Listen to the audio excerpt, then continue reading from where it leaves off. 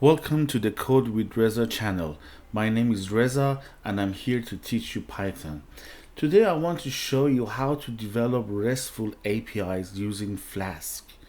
Flask is a lightweight, open source Python web framework that allows developers to easily build web applications. Flask is known for its simplicity, flexibility, and ease of use, making it a popular choice for building web applications, APIs, and microservices. So first we need to install Flask. It's very easy to install Flask. We can come to the terminal and say pip install Flask. Done.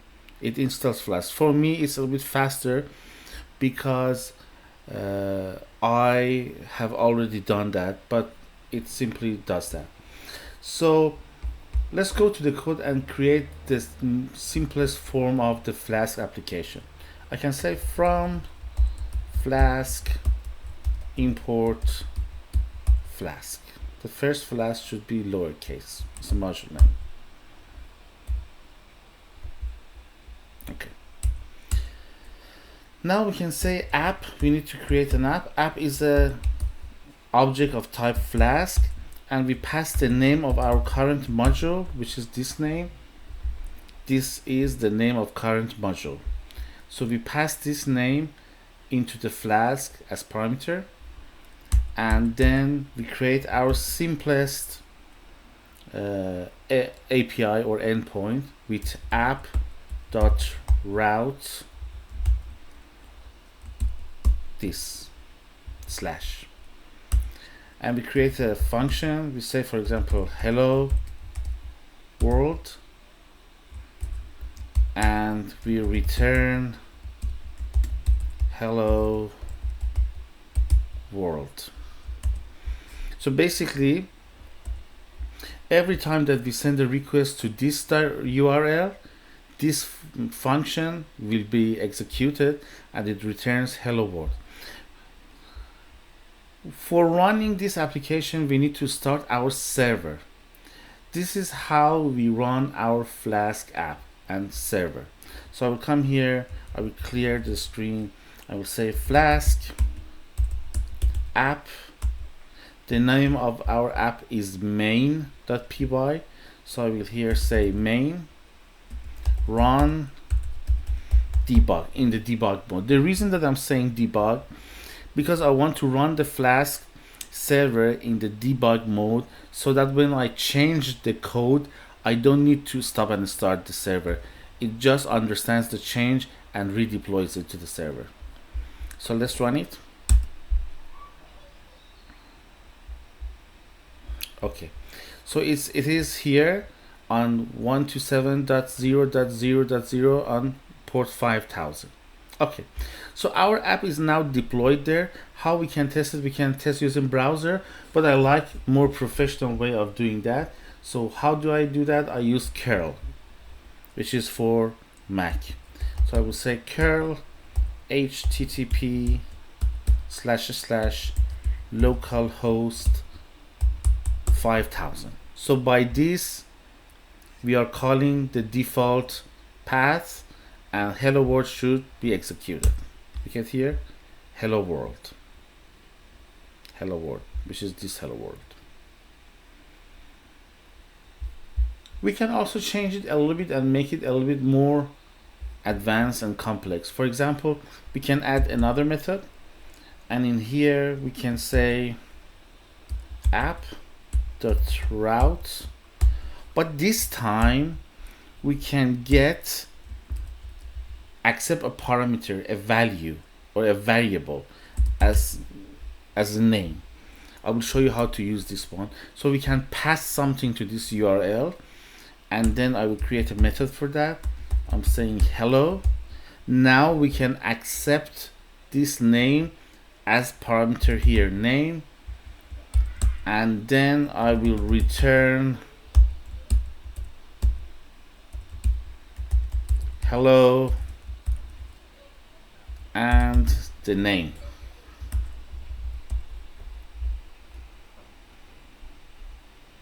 Okay, so here we accept the name, we pass the same thing with the same exact name here, and then in the output we print it to the output. How do we call this? It's the same as the other one, but we need to pass something like, for example, my name. This reza here, after this slash, forward slash, this reza comes and sits here, is passed to this function, and we can see hello reza in the output. Let's have a look. Hello reza. So this is how we calling this function. Let's make it a little bit more complex. So we can come and say app.route,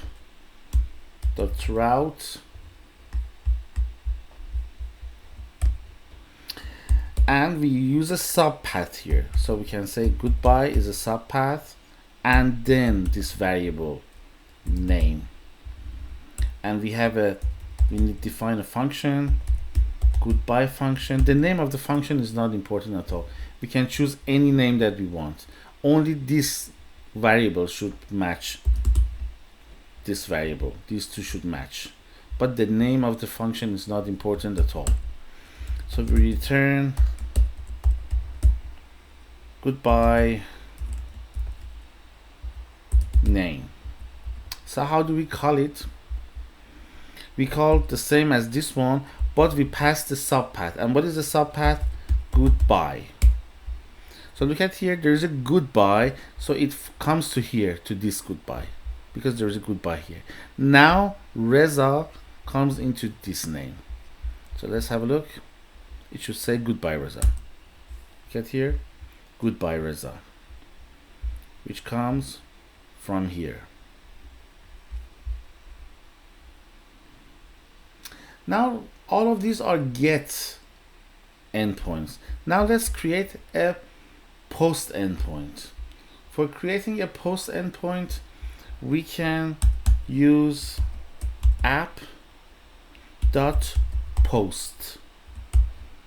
and for example the path is login. So every time that the user calls this login, we create a function, define login post,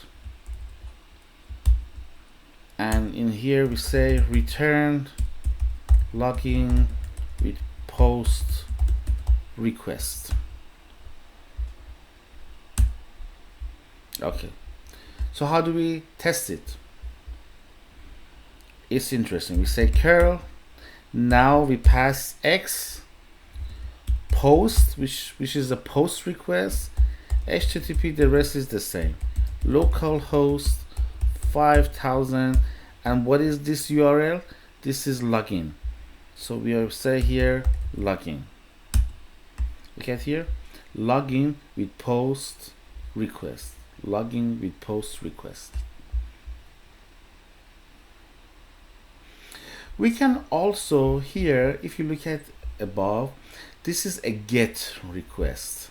This is a get request. We don't mention it, but when we don't mention things, it is get. Here we mention post, means we definitely need post, but we can also name gets if we want. For example, we can, instead of saying nothing, we can say app.get login. This is also possible. So for post, we need to definitely say post. For get, we can say get or say nothing, say app.route like here. I think using get is better. I like it better, more. So I would say define login get return login with get request. So look at here, look at these two functions. The first one is app.post on the login URL. The other one is app.get on login.url. So the URL is the same, is login. Only the first one accepts post request, the second one accepts get request. And the message also says that login with post, login with get. So if I call the post on this URL, it calls the post, login with post request. But if I call the same URL with get, now it calls the get one, login with get request. Or I can totally drop for the get. We don't need to pass get, we can drop the get. Again, login with get request. So hopefully it's not confusing for you guys. What if we want a URL like this both for post and for login? Do we need to create two functions really? What if I want to execute something which is both for login and for both for post and for get? I don't want to create two methods. I want to create one method. What should I do? Then in this case, there is an interesting way to handle it. I can say app.route, for example, login to, and I can say these are the accepted methods. Methods get and post.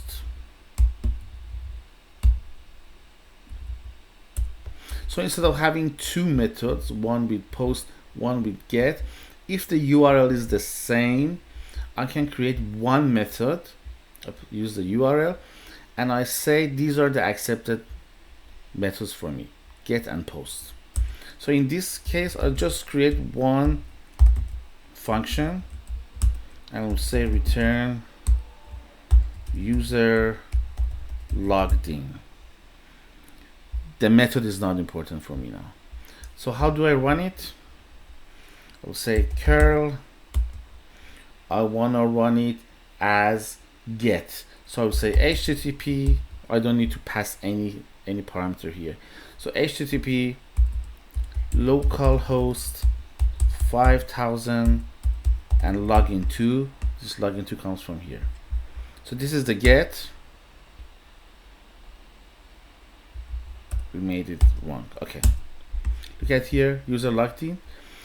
Or I can pass parameter as post, which means I want to call it with post method. Again, the same thing. HTTP localhost 5000 login to. This now calls the same thing but using post request. Again, we call this. So in both cases, without post or with post, we call the same function.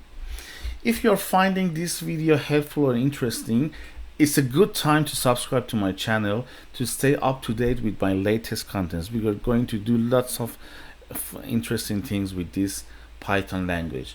So thank you for watching and see you later.